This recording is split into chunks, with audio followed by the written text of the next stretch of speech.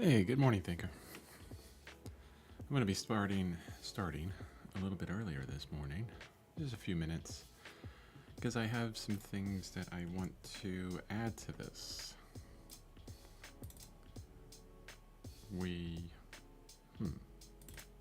There we go. We had all these references that I had added to the beginning of the other one that we stopped. The other portrait painting that we stopped.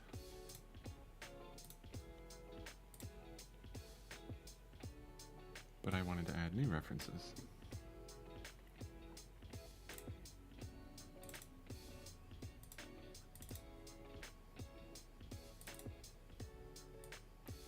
We'll look at Craig Mullins.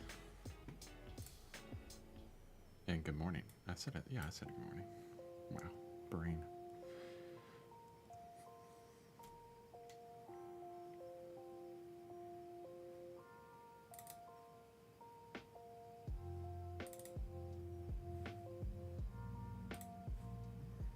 So just relax while I flip through some imagery, and we'll get started right on time in about 4 minutes.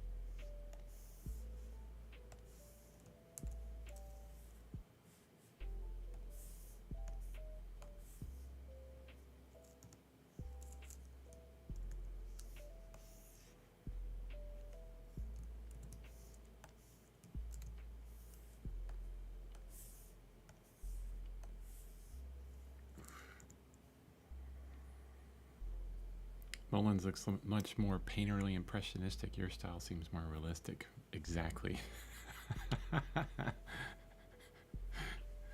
Yeah, you pointed out exactly what I'm looking at here. And this painting by Craig Mullins, I mean, really, I could just use this one, honestly. And the purpose for me collecting these is to get more loose with my work, honestly. Yeah. This one's amazing. Clint Eastwood.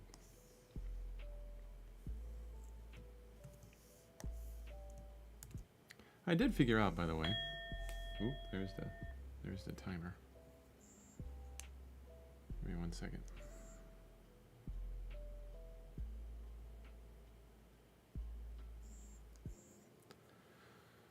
So I did figure out that if you are in Krita, and let's say you have a picture like this that you want to grab and put into your reference for another item, you can just select a part of it, Control C for copy, and then as long as you're selected onto the reference images tool and hit paste, it will go into as a reference. So Control V for that. Control C is in cat, Control V is in Victor.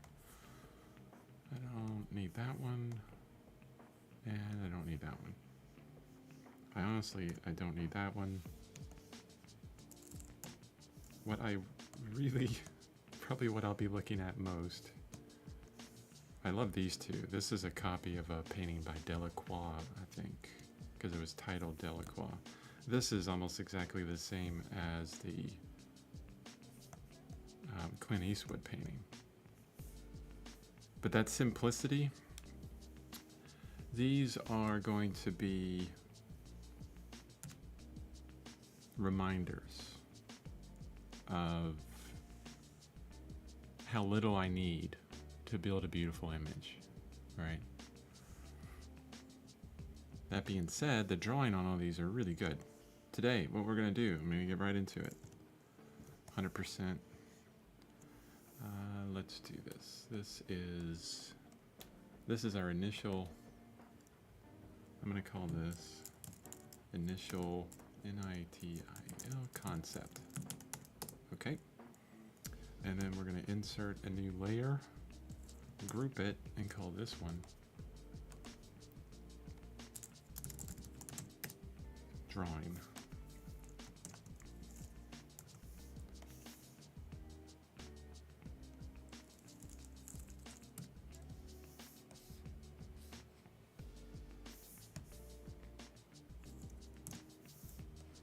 I'm going to go for a nice gray, a darker gray here. And we're going to draw on top of that. Well, in another layer above it. And I need a black in order to see it. There we go. And I want a drawing pencil. I think I was using this one before. That's why I have it in my favorites. What does that look like? And I want to compare that against the David Revoy pencils. Here's one. Here's another. Yeah, I like the other one better. It's so interesting. You could download all of these brushes, yet most of the ones in Krita I like right away, better than anything I download. Okay, we're at 100% on this, and here's what I'm going to do. I want to freehand draw the portrait first and the neck. Why am I going to do that when it would be just as easy to, you know, draw out directly over everything? What would be the purpose of that? The purpose is, and I think about this a lot, because with digital art, it could be a trap in a lot of ways, and that, not really a trap, but kind of like a hole that you can fall into, where you don't progress within your skill because it helps you out in so many wonderful ways. And don't get me wrong, digital art's wonderful, but there's a tendency for it to make you lazy, okay? It's like my training wheels analogy that I was making the other day. We don't keep the training wheels on all the time. We gotta challenge ourselves, but you don't have to just, like most artists do, they just say, you're no good unless you take the training wheels off completely, like right away. No, don't do that.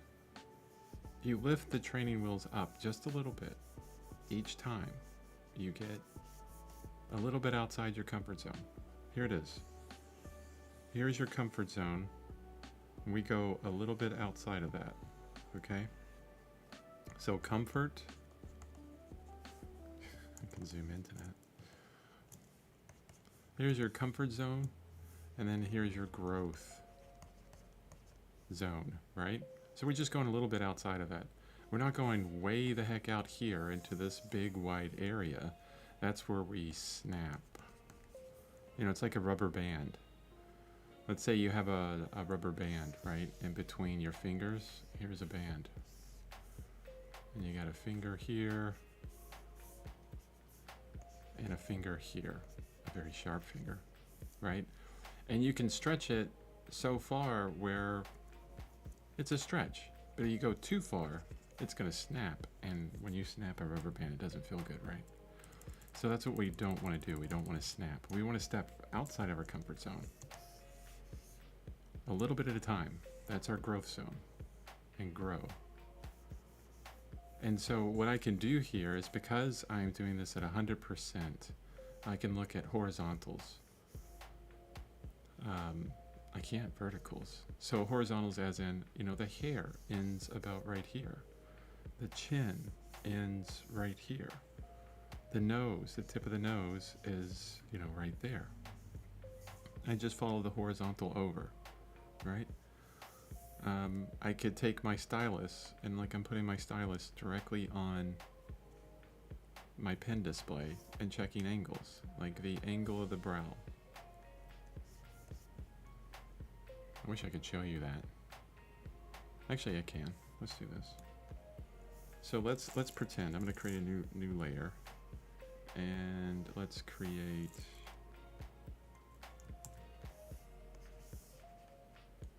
this fill black. Why didn't you fill with black? Oh, because the opacity is so low. 100% black, okay? Or a dark color. So pretend that this is my stylus, right? It's the pencil that the digital pencil that I'm drawing with. And so I'll align it with the brow. So the two points, the two corners of where the brow changes from the front of the head to the back of the head, okay? And then what we do is we just move it directly over. So straight to the left, like this. And this is my stylus. And as you can see, you know, my line that I drew was a little bit off, right? So I can do that with my stylus and go, oh, okay, this is a little bit off, so I need to go this way with it, right? Hopefully that makes sense. You can do that in real life as well. You don't have to, it's not just digital. You hold up your pencil, do it in real life. So stylus for, and you know, this vertical line that passes through kind of like the center of the face right here as I'm drawing over the figure. It's a curve, you know? So we can draw right on the figure and then reproduce if we want. Yeah, and of course I'm doing like a million lines, so that's not very helpful in some instances.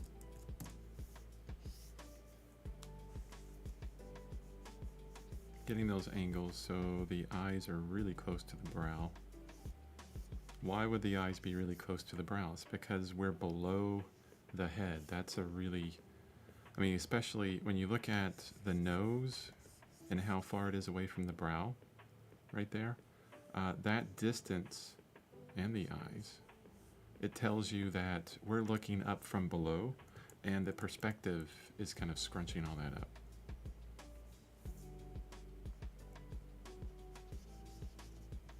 Put the nose there, top of the mouth there. So yeah, I could just trace right over this, but instead of doing that, I'm working my drawing comparison muscles right now, stepping a little bit outside that comfort zone so I can learn. Hey, good morning, Finish. Thank you for joining. Because getting the horizontals is easy when I'm comparing this way. I mean, it's a direct comparison. Like for instance, this corner of the forehead. I would go right with the corner, kind of follow it directly over. It's probably out that far, or let's say it's right there. So those horizontals are easy. Now the verticals is what's hard, right? So what's the distance between, you know, the bridge of the nose and where the ear starts and the ear ends? So those are going to be a bit difficult, okay? But what we can do with these verticals is we can establish a lot here. So the brow is going to be right here.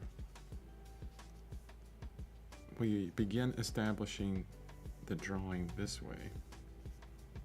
And through that, we can at least get some verticals in that are somewhat correct, or at least define our source of truth, right? Our beginning, our measurement, a starting point to measure the horizontals from. And see, this ends right there. So I want to make sure that I get that right.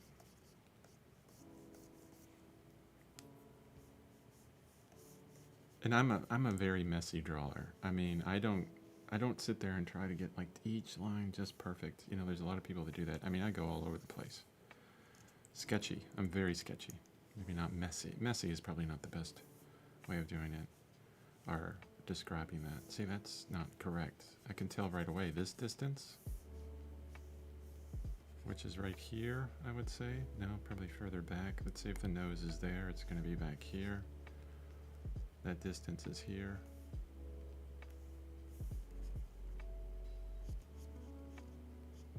Way off. Like this is more where the brow should be. Way down there. Big brush, turn into an eraser. I love Krita. It's fantastic. I hope you guys love Krita too. Hopefully you're not like, I wish this guy would work in Photoshop. It's not gonna happen, guys.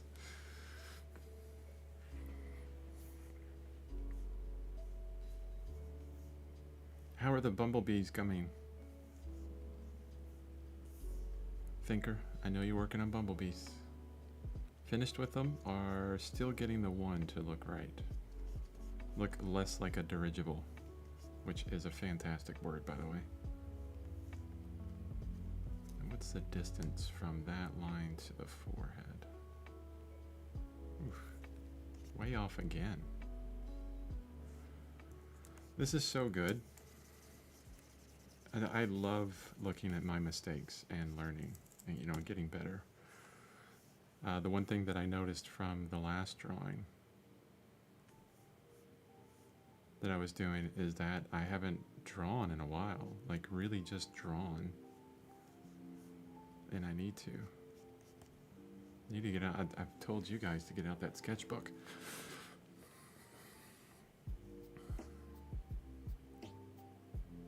Yeah, too expensive.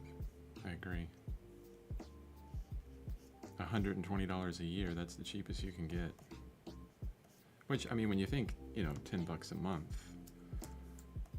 But all of the subscription platforms, it really adds up.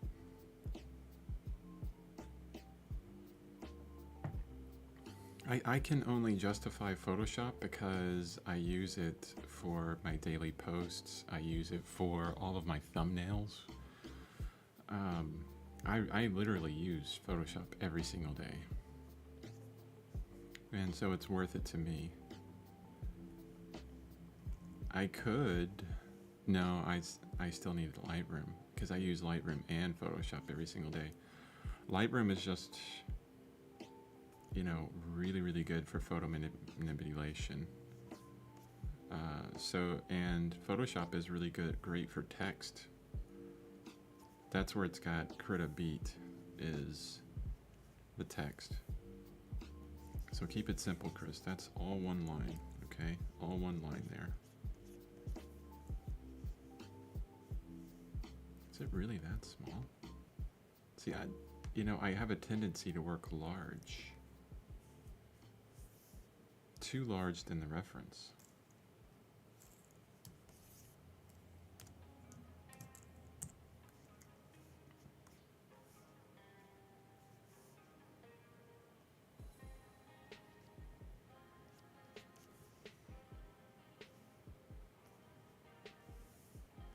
So it's important that we constantly challenge ourselves in different ways, especially when we're dealing with, digital to traditional.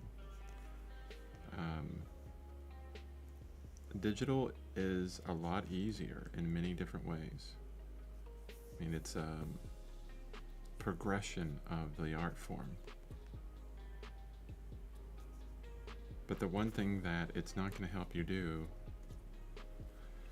unless you do some tracing or something like that, is draw better figures, right?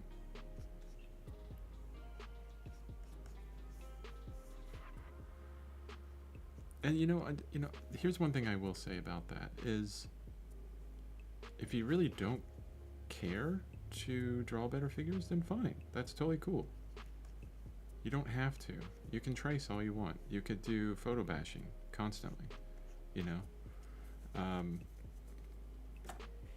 But there's going to come a day, I'm pretty sure, in where you're like, oh man, I want to make it, I want to do X, but I do need that drawing skill. I just realized I really need to, because I can't find a reference that is doing what I want to do, so I need to do it myself. For example, we have to work on this hand or an arm at some point.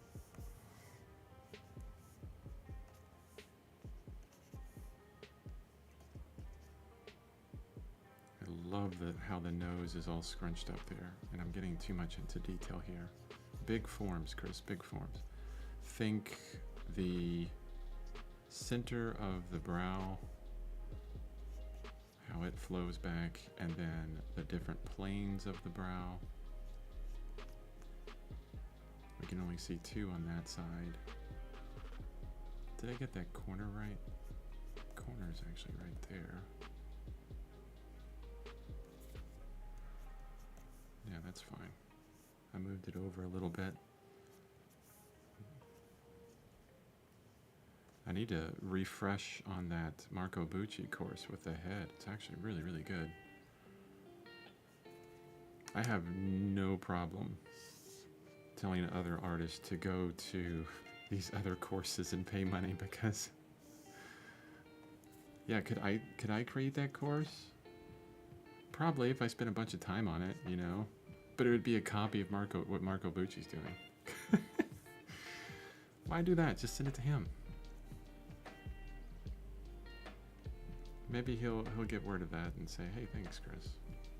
That would be kind of cool. All right, the mouth. Let's just get the opening of the mouth in. It's just very simple. Right here is my guess. That's one thing that, I'm going to be saying a lot. Here's what I'm guessing. Art, drawing and painting is a lot of guessing on accuracy. The more you guess, the more you make those mistakes, the more you'll learn, and the better you'll get at it through that. You're entering into that feedback loop. You try, which is your guess.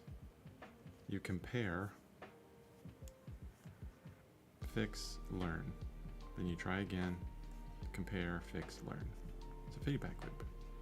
Teeth. I love how you can see the opening of the mouth and the curve of these teeth. Look at that. It's like the perfect end of a ellipse right there.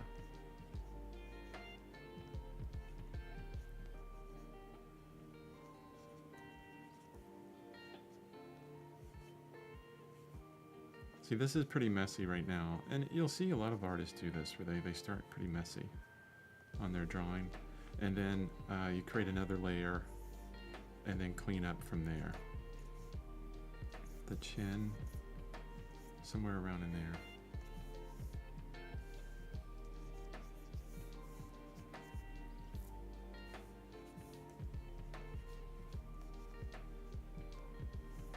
Let's get the, what do you call those, laugh lines right there? and this really cool shape where it outlines the socket of the eye. So she's yelling, and she's scrunching up her nose, and this laugh line here, like everything's bunching up, and it's really showing off the socket of the eye here, because we have bone at this point. You can touch your own head right here, like right at the temple, right where your eye ends right there, and you'll feel bone. Anytime that there's bone on the surface, these are key points to learn as far as anatomy is concerned. Regardless of a person's weight, you know, the fat content in their body, there are certain, what do they call them?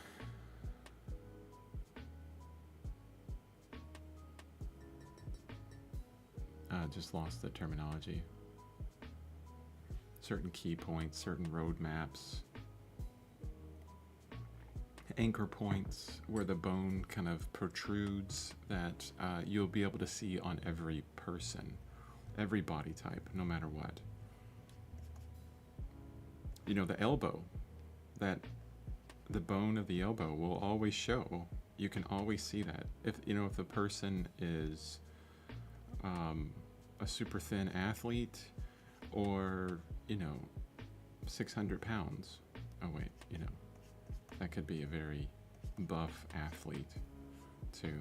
A person that has a lot of fat content. You'll still see it. Landmarks. Those landmarks are really important because they will give you an idea of where things are. And actually, it was interesting.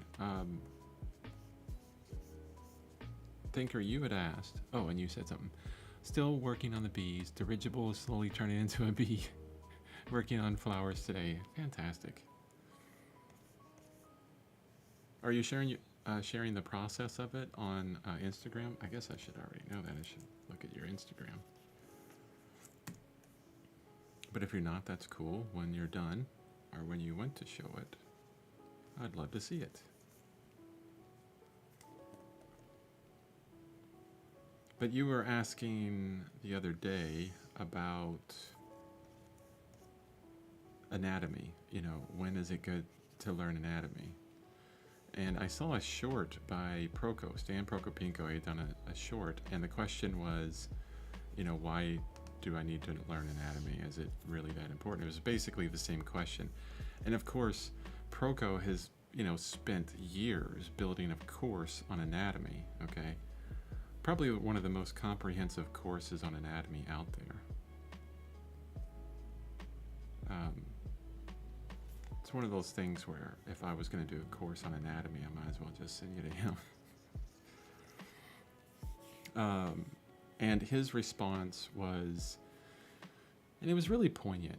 I mean, he's partial, right? Because he's been creating this course, so of course he's going to say anatomy is fundamental. You need to know it. I think more the question is, how much of it do I need to know? Do I need to study anatomy for 10 years before I start really drawing? My answer to that would be no.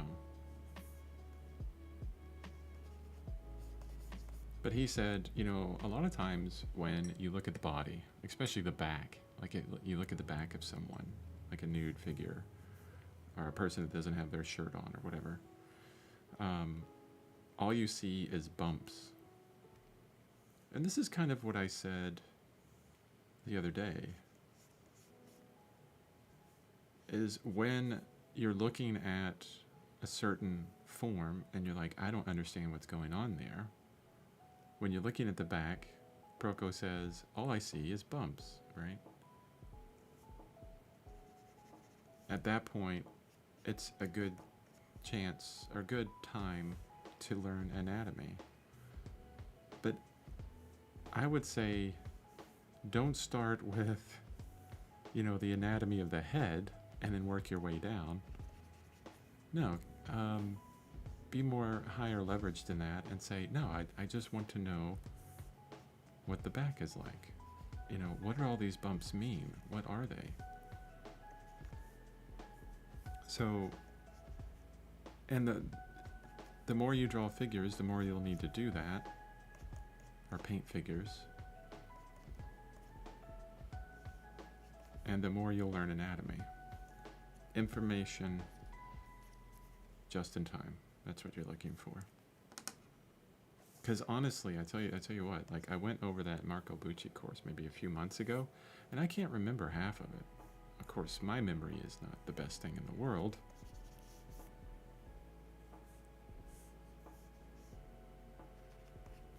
But I think we all can kind of empathize with having courses from college or high school that we remember nothing about. So it fades in time. And it's gonna fade in time.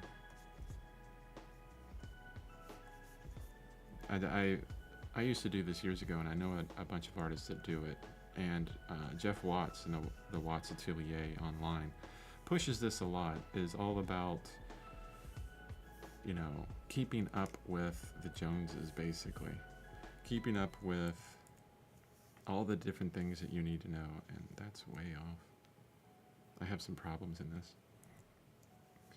And he says, basically, you know, work on, you know, your still life drawing skills, you know, have some time every day with still life, have some time where you study anatomy, have some time where you do, you know, landscape, have some time where you do a portrait, have some time where you, and it's like, dude, I don't know, you know, what reality you live in, but who's got that kind of time? We ain't got that kind of time. That's right. All right, let's see what's wrong here. I'm gonna remove any extraneous lines over on this side.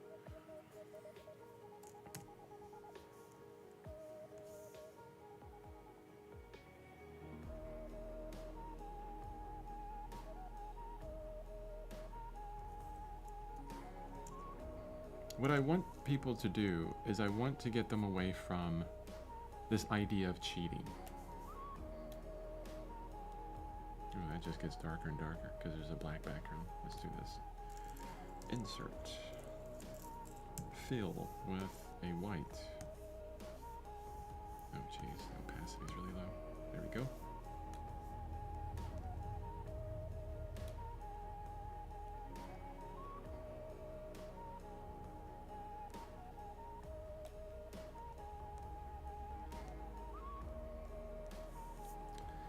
So I want people to get away from this idea of cheating. I hear it all the time. I was watching a course the other day. A guy is painting, you know, showing you how to paint like Sargent in digital. Memory? Wait, till you get to 70? I think that's my age. Yeah. See, you gotta be losing it all the time, right? But there's this idea of cheating all the time. Like we don't deserve what we're doing unless we go through this ridiculous amount of hardship and effort. Like we have to put in crazy effort for everything, or else, you know, we don't know what we're doing, right? I'm gonna do this a bit differently. I'm gonna back all this up.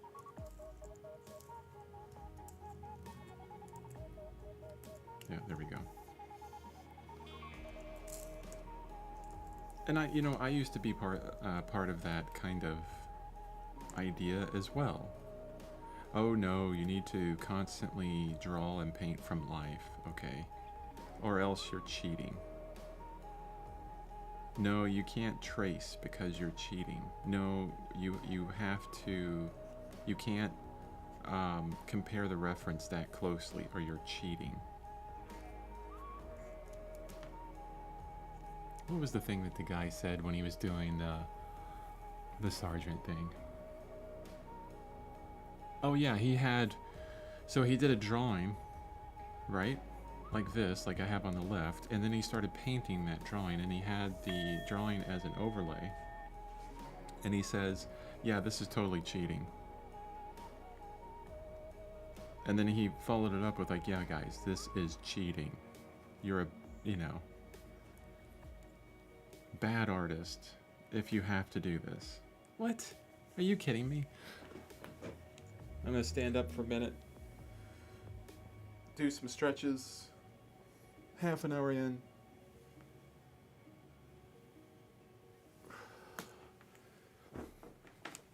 Keep your body healthy. If you don't keep your body healthy, you can't do art. It's a lot easier than athletics. But I tell you what, sitting here with your back hurting still really sucks. It can take you away from the art that you're doing. So what I'm doing here is I'm bringing out some points that I want to compare. It's just making those little steps toward what I want to get to, but keeping me away from tracing as long as I can. Yeah. And then we'll take this, all those little points, and we'll do an overlay.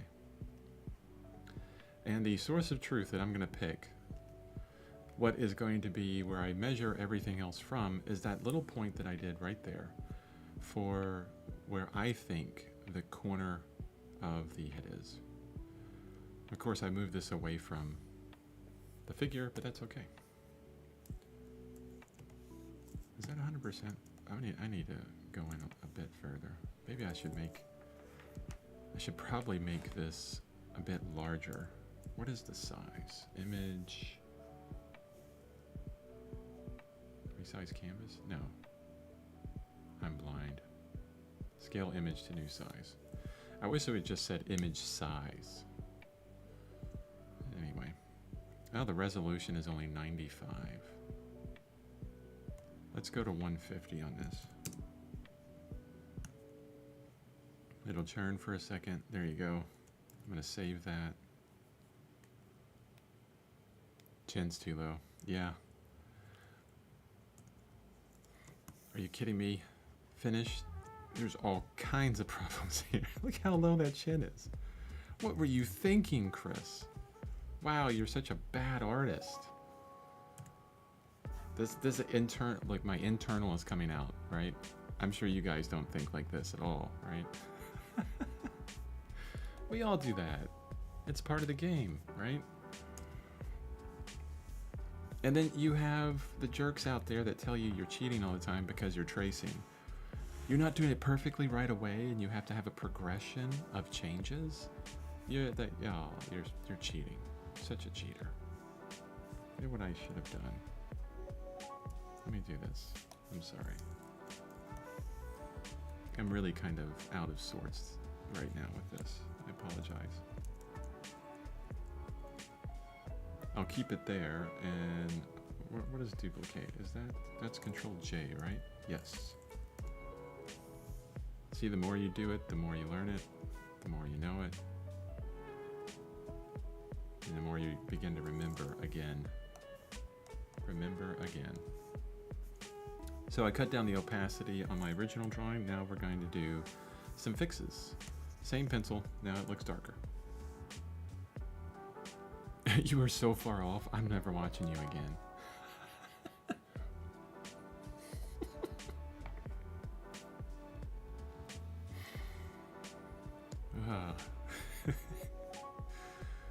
Some of us take this art game way too seriously. It's a game, guys.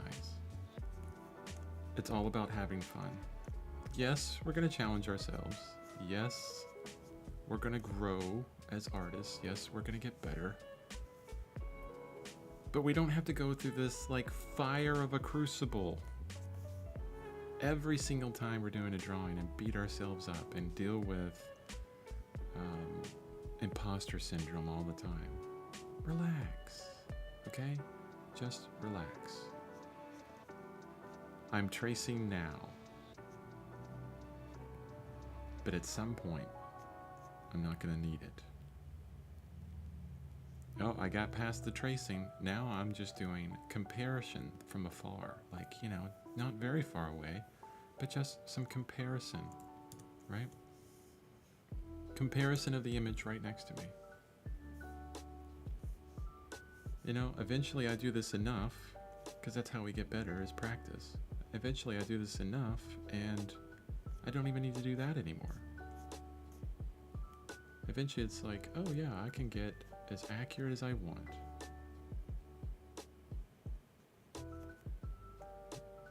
can draw from a reference on a completely different screen that is super tiny and get some really accurate drawing in. It just takes time and effort.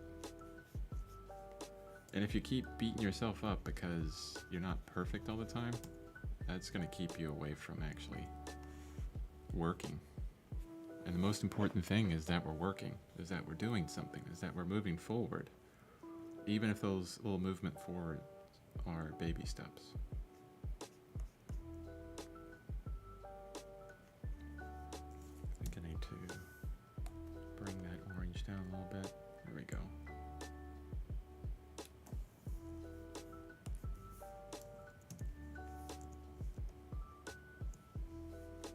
Wow, even the nose was pretty far off. See, the nostril is right here.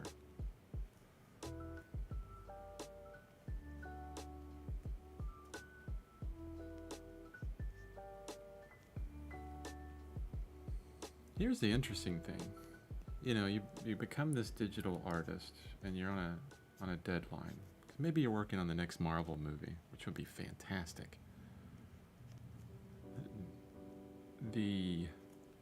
That crucible of,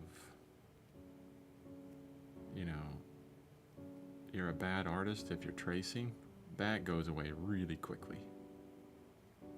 And all of a sudden, you're like, you know what? I have to get this done literally tomorrow. And I'm just starting on it. You're going to be jumping into 3D software. You're going to be photo bashing like crazy. Doing all kinds of stuff that was before cheating, but you're going to meet your deadline and, your art director is going to say, wow, that looks great, make a bit of changes here, and then send it to the colorist or whatever.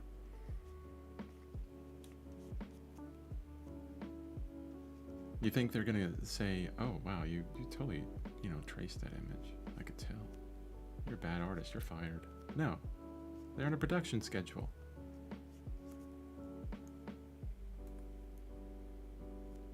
But, the artist that loves the game is going to do what they need to do and then recognize it and say, you know what? I wasn't so happy that I had to do all that photo bashing or so much of that. I think I'm going to join that drawing class and really schedule, 2 or 3 days a week where I do a lot more drawing. I think that, that's what I'm going to do. My drawing has suffered lately. Start drawing the figure a bit more.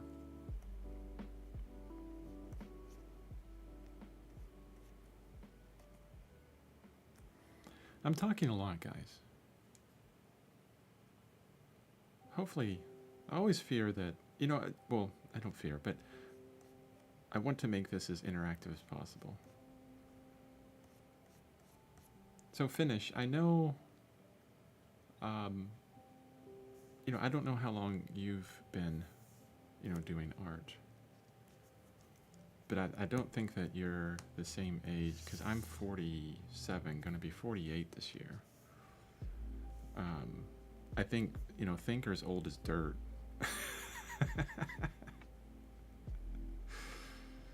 I'm just kidding, Thinker has a tremendous amount of experience and life experiences that we can all learn from, I'm sure. And that comes with age.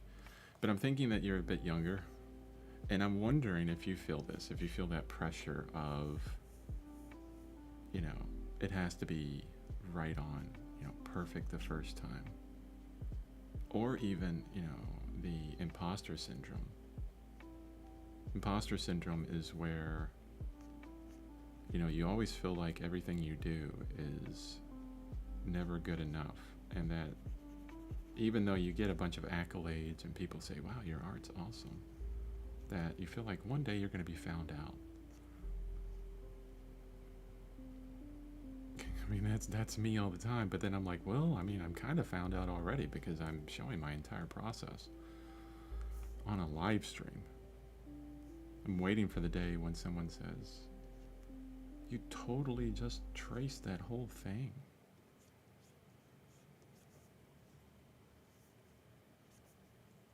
Yeah, his art is beautiful, but you can't draw worth shit. Oh, worth crap, sorry. Uh-oh, can't monetize this video. So what do you think, Finish? Do you feel that way? Are you kind of in that crunch zone? If you're not doing it a certain way, you're not good enough?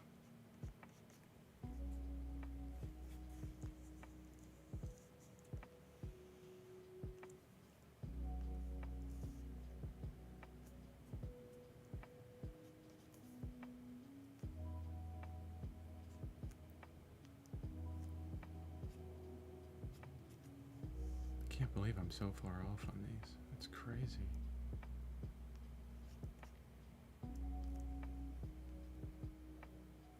I'm going to blame the live stream. I'm going to just say, you guys are just distracting, that's why. Right, Chris. Schoolism has a wonderful course with Craig Mullins. The only course that you can find with Craig Mullins. Oh, I want to pay for another month of schoolism and do that again. But he's such a humble, wonderful individual because in the course he's like, yeah, I envy all the people that can draw so well. This guy, the guy that did these, this is Craig Mullins. Envies other people that can draw so well. Like, dude. We all feel that. I try to be as distracting as possible. Yeah, it's every 5 minutes it's teal this and teal that. That's gonna be the thing, man. I can't wait to get you on here. We're gonna figure that out so we can just chat together. It's gonna be the Chris and Thinker podcast.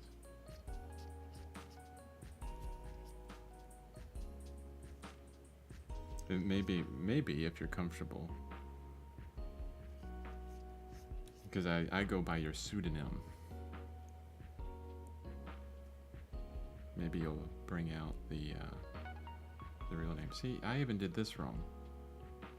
It actually, this second line, it goes to here, not all the way up there, Chris.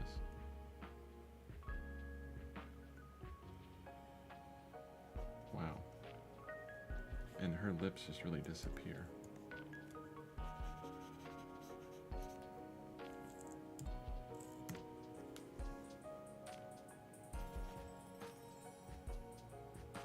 Could I could totally have just traced over this image or used the image directly.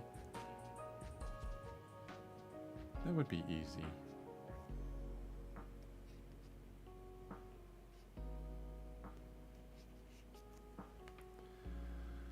But I do want to challenge my drawing a little bit and learn a little bit. And this is the way you do it. It's not super hard. It's not crazy hard. I'm not like killing myself here. Having a good conversation and drawing at the same time. And I'm increasing my drawing skills a little bit at a time. In fact, I do. Finish says, I'm really fascinated by the fact that even someone as skilled as yourselves is struggling with a portrait. I think I should go easier on myself when I struggle with drawings. Yes. Yes. I'm so glad, you know, because I felt the same thing when I'm watching Craig Mullins, this guy that's like revered by so many other digital artists, right? And he's like, oh, my drawing sucks. I'm so bad at drawing. And you know, I'm like, what? Really? What? Are you kidding me? And then you get this idea like, oh, he's like me. This is so wonderful. I can be good too. Yeah, you said it, man. You had the best words there. Maybe I don't need to be so hard on myself. No, you don't. The name of the game in art is motivation. There's a reason why I talk about motivation all the frickin' time in my videos. It doesn't matter how skilled you are. It doesn't matter how well you can draw or any of that, okay? None of that matters. Skill, I'm going to tell you this right now. Skill does not matter. Well, I take that back. It does matter. Let me say it a different way. Skill is not the foundation, okay? Think about a foundation of a house. You have a house, right? Here's the foundation of that home. And then, wow, that's a really rickety foundation. That's my drawing skills right now, that rickety foundation. So you have this pretty little home, one single door, because this is how we always draw homes, right? When we're drawing homes really quickly. With the roof, right? I'm not going to get into perspective and all that. But you have this kind of foundation down here. Maybe that's a rickety porch, okay? And if the foundation is cracking, right? If it has all these problems in it, it doesn't matter how beautiful the home is, that thing's gonna fall down, okay? It's not gonna be staying up there very long, okay?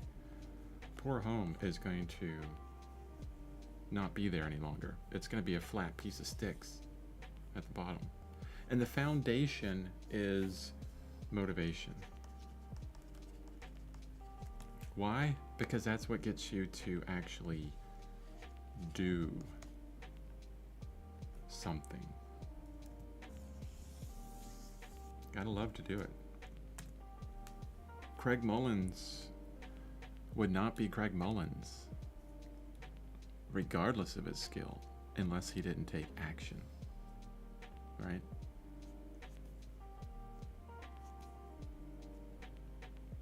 You could go to classes all over the place. Proco, Schoolism, Society of Visual Storytelling, all kinds of things. But if you're not motivated to actually take the course or to do the work or to do any of that stuff, it doesn't matter. And unfortunately, in most of those courses, the individuals are not talking about motivation. They say, hey, do this, but they're not going to help you actually follow through and do all the lessons, right? They're just going to say, do it. Hopefully you do it. And if you don't get better. It's the work. You have to put in the work. But it doesn't have to be hard. If you're motivated and you're really enjoying what you're doing, if you're not beating yourself up all the time and you know exactly how you said finish, you're like, go easier on yourself. Understand. And you're like, yeah, I'm just going to have fun. You'll get through that course in no time. Because that's where it's at. Thinker says, you don't see how Mullins got to the finished work. His process may have been a messed up as yours. Yeah, that's so true. It's the reason, and that is kind of the heart of why I share my daily art on my website all the time. So many years, because I've been an artist my whole life, right? It's those, times when I wasn't doing art, when I was unmotivated, that I lost my skill. But I remember from the times when I was actually trying to work hard and trying to figure out these things, that I would go to galleries, I would look online, I would see beautiful works. And it would have the date on there and the reason why they did it, and maybe something about the piece, but there was nothing like, this took the artist, 10 hours to do, and this was the 5th version of this portrait, or the 26th version of this portrait, because they had to redo it several times because they couldn't get those darn lips correct. That was the hardest thing for Sargent, was lips. You don't hear anything about that. I just made that up. I don't know if Sargent had trouble with lips. Probably. I'm pretty sure he did at some point, but you never heard about it. So I'm like, you know what? I'm going to work my ass off. Darn it, I keep cursing. I'm sorry, guys. I'm going to work my butt off as much as I can. And I'm committed to this. And I'm going to share it on my website. That way, when I do get good, whenever that's going to be, here's the imposter syndrome coming in. Whenever I do get good, other artists can go, okay, I really love this piece by Chris. This Bevan here. Maybe I'll get to the point where they only use my last name. That's true arrival into the Hall of Fame of history of art, right? Maybe they'll say, I love this piece by Bevan.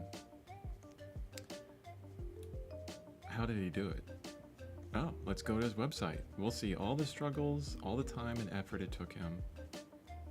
And then the person, hopefully, this is really what I want, is the person will go, oh wow, okay, so he didn't just kind of do that within a couple hours, where I was thinking, like, it wasn't easy for him.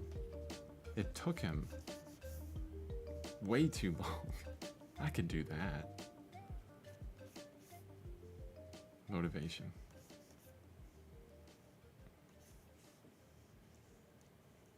All right. Let's do this. Let's take it to the next level. Finish says, when I see artists posting their paintings and processes online, they always make it look easy. They rarely show the struggling part. I know. That's that imposter syndrome. It's a natural thing. Oh, I forgot that whole eyebrow over there. It's a natural thing for artists, okay? They don't want to be found out that they actually had to struggle and work hard to do what they, to get to the point that they are. Oops, not on that layer. Yeah, that layer. We all do that. It's a universal thing. So they put on airs, right? Oh, I want to cut out that part of the video where I totally screwed up on those few brush strokes and just made it look terrible. I say no. I say show it. Because Chris wants to see that. Not to denigrate you as an artist. Not to say, look how bad you are. But to say, they're like me. And if they're like me, if they have the same struggles I do, all I need to do is put in the work and I can get to where they are. That's super motivating. I can be as good as Craig Mullins. I can be as good as John Singer Sargent. I could be as good as Rembrandt. I could surpass every master out there. Just need to put in the work. The time, the effort. Make the time, make the effort. Let's get the back teeth in. I forgot those as well.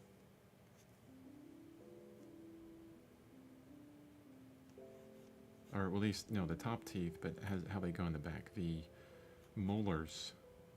It's so fantastic. We can see all of her molars. And they have, there's an angle here. Let me zoom into this tab.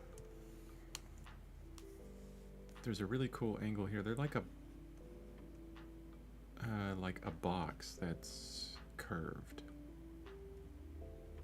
So that's the side and the bottom. So we got teeth that come down and then go probably that way. I wonder if that angle, yeah, that angle matches the angle of the brow and the nose and everything. And we got all of these that go this way.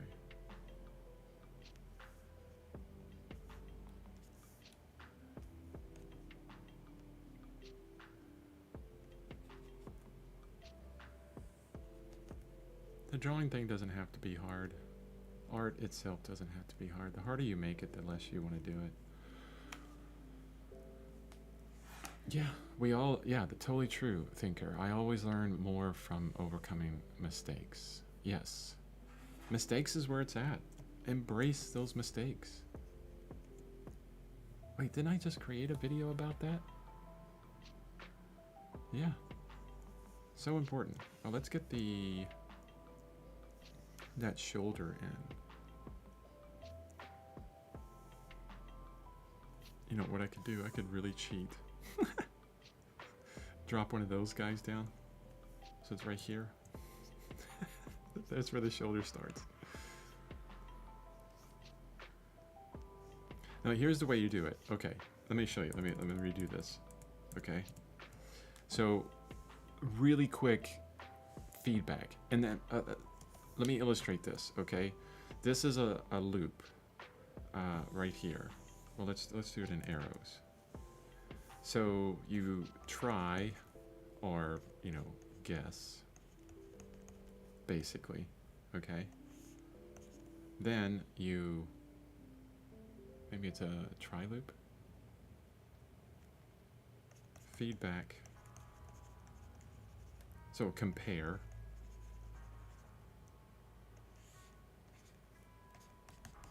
Fix / learn. Okay. And then you try again. Okay. And it's a feedback loop. And I mean, this is part of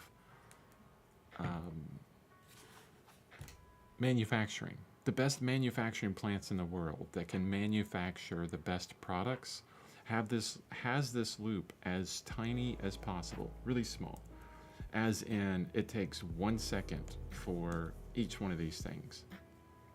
It's why computers are so influential in the manufacturing process, because they could get that feedback going really, really quickly.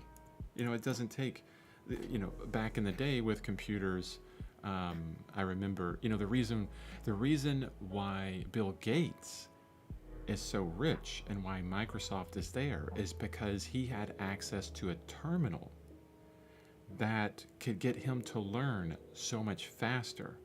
He had access to a terminal where people would have to do these cards and then send them off through the frickin' mail and then wait for it to come back to see where the errors were in their technology. He could do that instantly. So he could send it off and, wait maybe a minute, to get feedback, that first step, and then fix, right? And then try another one. And he closed that he was able to close that feedback loop, learn tremendously fast. By the way, this is in the book Outliers by Malcolm Gladwell. Fantastic book. That's what made him great. So here's how we can do it in art, okay? Decreasing that feedback loop. So what we do, like I'm looking at, let me see, I want to change this color so you can see. I'm looking at this corner here, right where the neck kind of hits this corner here, and it shoots off into the shoulder. So it makes this kind of corner. Just wanted to make sure that you saw that, okay? And now I need to get back to the black I'm using. And I'm going to draw it, I'm going to think horizontal, straight over is, I'm going to say right here, okay? That's my guess, that's my try, right here. And then I'm going to say, okay, well, I'm going to get quick feedback. I'm going to drop down this grid line and see, oh crap, I'm way off. I'm at the bottom here, so I should be right there. So there's where I should be. Okay, cool. Oh wow, backspace fills. That's right, I forgot about that. Okay, now the next thing I'm going to do is the angle of that shoulder down. Okay, I think my try is this. It's going down this way, and then right about here, it curves down further. Just very simple, you know, edge. I'm gonna put my stylus on that angle, and then drag it over. And yeah, I'm right on that. I'm good there. Wow, it's already 5:30. This is so much fun. So do you see what I did there? Like I tried it first. I didn't go right away into the grid line that I could just drop down easily. I didn't like trace it right away. I did that try first. Then I got really quick feedback, and then I fixed it and learned a little bit. I learned that and we saw it here, my chin is really low, that my horizontal idea kind of drops down a bit. So instead of it being a perfect horizontal, I'm probably looking at it this way. It gets, you know, kind of goes down at an angle.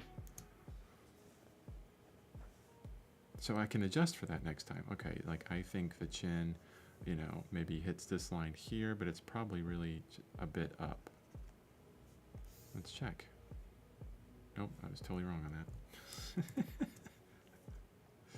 So it's going to hit right on that line. Wait a minute. Oh, interesting. Look at that. The further I get away, see how it dropped down? Like this is the drawing that I had before. Like I was right on with this line here, but then I ended up dropping it down. So it's not that I'm judging it wrong, at least close to it. It's just that my arm curves. I have to watch out for that curve. Isn't that cool? Learning a little bit, getting better. How different would this be when drawing traditionally rather than digitally? Great question. Fantastic question, because that's what this live stream's all about. Traditional to digital. How would it be different? How would I do the comparison? Oof. When I'm drawing a figure from life, there's a lot of measurement that happens. So, and it's a bit further away. It's a bit disconnected. There's a lot more room for error. You don't get as objective a feedback. So first off, you need to recognize that. You're not going to get this crazy feedback loop that we can get within digital, okay? So we have to accept that. So if I'm drawing this portrait, like maybe it's from life, maybe from a photo, maybe, you know, I'm drawing on a canvas, that kind of thing. And I don't have any digital means whatsoever. I'm going to have a photo next to my painting, okay? And it's going to be of a different size. So what I'll do is I'll try and do the drawing just like I did before, but then I will create a scale that I can work from. Well, gridding would be cutting out the feedback, right? You don't get that. You don't get the try and you don't get the feedback. And there's no fix and there's no learn. So you destroy the entire feedback loop. You just, well, no, actually I take that back, because it depends on how small your grid is. You know, if I set a grid on here that is like 1/2 inch by 1/2 inch, there's not going to be as much of a guess, not as much a fix and learn. But then you increase it. Maybe you go to, you know, a grid this size. You get a bit closer, right, on each one, and you're still having that guess. So what you do, you can move away from that. So there you go. There's one thing. So you have a grid that is, you know, 1 inch by 1 inch. Then you go 2 inch by 2 inch, 4 by 4. You know, and this could be, you do this for, you know, 2 weeks of drawings.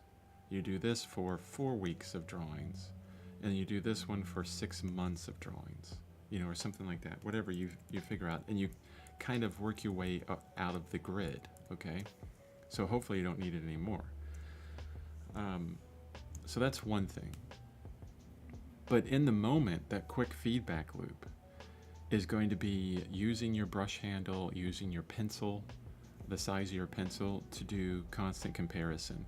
But and I've always had trouble describing this method. So I'm going to try it again. That's how we get better at it, right? Let's do this. I'm going to hide my drawing. All of it again. Okay, let's say we're right here. We're at the very beginning. Oops. I need to be on a layer. Come on, Chris. Insert. Okay.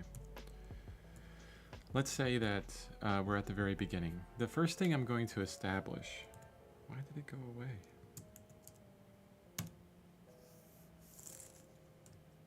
I think I cut that layer out. Sorry about that. Sorry, still learning, still getting back to the digital realm, being so far away from it. The first thing I'm going to do is set a kind of measurement of truth, we're going to call it. We're going to define our inch or centimeter. Okay, whatever you want to define. I mean, depending on what country, you know, what is your centimeter? But it's not going to be an inch exactly or a centimeter exactly, not a ruler. It's going to be what you define as your unit of measure, if that makes sense. So you have to start with something.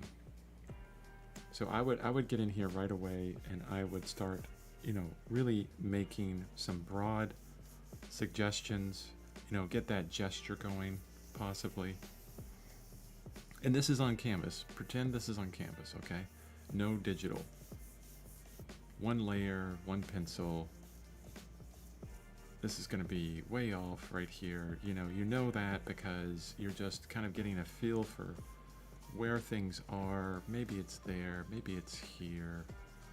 And I'm looking at a small picture. I'm not, I don't even have this direct comparison with an image. But eventually you get to a point where you're like, okay, let me set a point where I'm going to measure everything else from. So this point is going to be, right there on that corner. I always like that because it's easy for me. Like I can always see that. And it goes to here. Like this is the curve of the brow, right? But you set, whatever's easy for you. For Marco Bucci, he says that he likes the shape of the nose. For him, he can see that really easily. And so he always starts with the nose.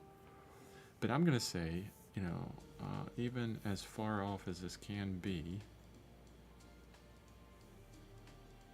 that maybe it's there. And what I'm doing is I'm comparing with my stylus right now, where I think those 2 points are. And this is my measurement, okay? And it could be larger than that, could be smaller than that. Smaller than that is sometimes easier. Now everything else will be measured against that. This is our source of truth, like everything comes from it. Okay, hopefully that makes sense. For example, I know that the eyebrow is going to shoot out from here, and we start building off of it maybe, kind of in this way. Or we say, the side of the socket of the eye right there is going to come down, maybe not that far. And then come over here. I can maybe figure out where the bridge of the nose splits this in half. Kind of guess that a little bit. And actually the corner of the nose is way above here, so it actually would be right about there, and then the nose shoots out at this angle and goes back. This goes back here.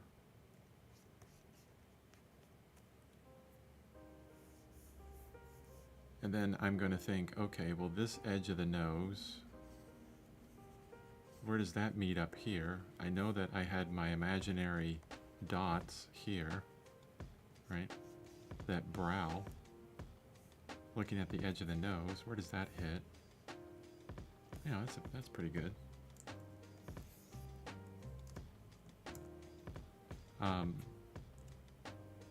And I'm measuring that like by my stylus or by my pencil. And by, kind of lightly drawing in some verticals, some horizontals, you could do it that way, or just holding your stylus up horizontally and vertically. And when you get to this point, you can start getting even more accurate. Let's say that I say that the halfway point in between these two brow points is going to be, my guess is right where the eyebrow ends on the right eye. And I'm just going to kind of throw it in as the center point, okay? I do know that it starts way down there, and it has this kind of angle to it like that. That's pretty, somewhat easy to see. Angles off really quickly this way.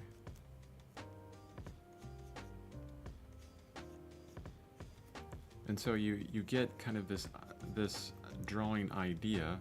How far off that is, I have no idea. But what I can do is start comparing. So this is a 1-to-1 comparison. But what you would have is like a 1-to-3 comparison or something like that. But you would do, let's say, you held up your stylus, so it's right here. Okay, like your stylus is there, or your pencil, and you're saying that this point is where the corner of that brow starts. It goes from front of the head to the side of the head. And then the end of the eyebrow is there. And you look at that and you go, okay, that's that distance. And then you place your stylus, or your pencil, not your stylus, but your pencil again over here. Oh, you put your thumb on this point as well. Okay, so you got your thumb here, and there's a measurement there, or your finger, or whatever you do. And then you pull that same stylus, pencil, over to here, and you go, oh, it isn't actually half, right? Like if it's a bit, the right side, from there to there, is more than from there to the edge here. Okay, awesome. So I just learned a bit. So I got that off, So from here to here should be greater from here to here. I hope that makes sense. It's like clear as mud, right? It's terrible. So I can move the brow over and see that it goes this way. It's a slower process, but it's all about that kind of direct comparison with what you're seeing. I know you've probably seen it a million times, or not a million times, where someone has their hand out. Let's see, how would that look? So here's someone's hand with their thumb, right, and meat of the palm, and their wrist. Their wrist is really straight. Their arm is really straight out. And their pencil is right here. Right? There's their pencil. And they're putting their thumb on this point. The fingers would be a little bit lower. Like the thumb is up here, And they're measuring this distance. Like, what is that distance? Maybe it's the head of the figure. Like, all from the distance, there's a figure here standing, and they're judging, the size of a head. And they say that's one unit. And then they go to their drawing and they say, okay, oh no, they continue down. Maybe they keep measuring down, and they say this head is 1, 2, or this figure 3, 4, 5, 6 heads high. And then they go back to their paper and they put 1, 2, 3, 4, 5. They put all these things on. And like that gives you your vertical measurement for the entire figure. It's the same thing, but it's like Craig Mullins said. it's a rigorous application of the fundamentals, but on a smaller scale. So instead of just doing a head and the whole body length, you're in here with a little eyebrow, and it's at an angle. And that's your one measurement. And you're like, okay, I can use that to measure vertically. I can go up, I can go down, I could go right, I could go left. And you begin measuring out. Was that terribly awful? Does that make any sense whatsoever? Finish? You know, what I hope you say is like, what were you talking about? I wasn't listening, I'm sorry.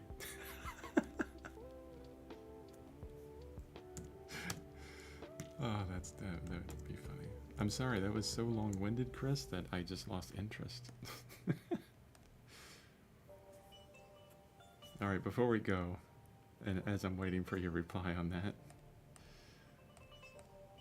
is there anything? Okay, that's the dots there. Before we go, I'm going to do a comparison of our drawing with the person. I'm familiar with the method. The comparison to using digital tools is interesting. Never thought about it this way. Oh, good. I'm glad I spent a lot of that time. Well, maybe other people that watch it will like be a brand new thing. But no, it's cool. I'm glad you're understand that. Hey, there's Mom. A clap and a heart. You gotta say something, Mom. You gotta like type. I'm gonna push my mom to start typing. She's the emoji queen. Thanks, Mom. Love you. Okay, before we end, I'm gonna compare this drawing with the actual face. So, the newer one, my fixed drawing. And so let's see what we got. This should be like dead on, right? And it pretty much is, because after that first comparison round where I was looking at when I did those little tick marks everywhere, yeah.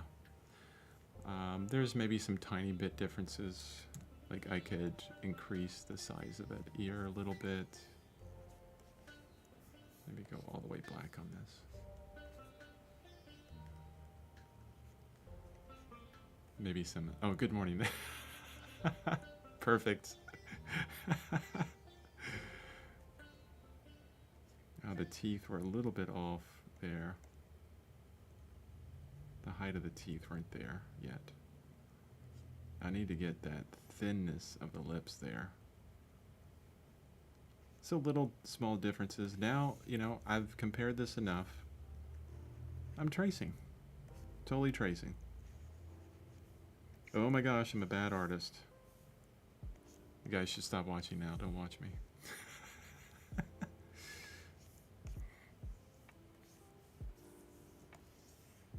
I felt like, you know, I put myself through enough on this to learn a bunch. Now it's time to just move forward, right? That's pretty good. The size of all that's good. That could be a little bit closer, especially the bridge here. I'm really getting into the weeds on this one. The nose is just dead on. That's the way, yeah, that's good.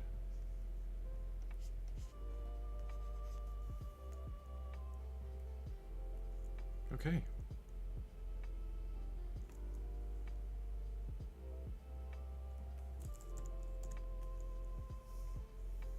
Now let's do this. What's the next step, Chris? Well, we could remove our feedback loop over here.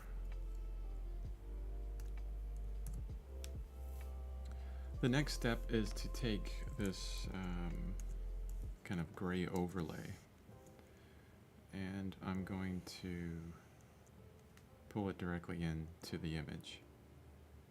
Kind of wipe a lot of the background away. Hit enter, and then I can adjust the opacity just a little bit, like down to 90, maybe just 94, 95. Just a tiny bit. Ooh, is my shoulder off? Oh. Actually, I think I like that angle a bit better. Now we're at a point where the stream needs to stop because I need to stand up and be, nice to my back. Number one, my health is more important. But tomorrow's stream, I'm so excited about this, guys. I'm loving this idea. Look how, that's beautiful. I love the drawing of it right away. I haven't even done any value studies. Haven't done anything with this. We'll probably be getting deep into this hand and arm tomorrow. I'm going to find some references today. Yeah, I'm about to head out to finish. Thank you so much for showing up, and hopefully this was helpful. Send me any messages in YouTube or on my email if you have any questions whatsoever, or if you need help with something. That goes for everybody. I love helping people out. And so tomorrow's stream, what are we going to do? We're going to focus on this arm, getting that kind of figured out, get the rest of the anatomy of the figure kind of in there. We don't need to do a lot. Basically, just the neck here. I want to get this esophagus figured out. Probably what I'll do is do some contours after getting the wrist and hand figured out as well. Did you watch my video of my play I sent you? Oh, when did you send that? Did you send it via email? Let me check my email. Oh, you probably texted it to me.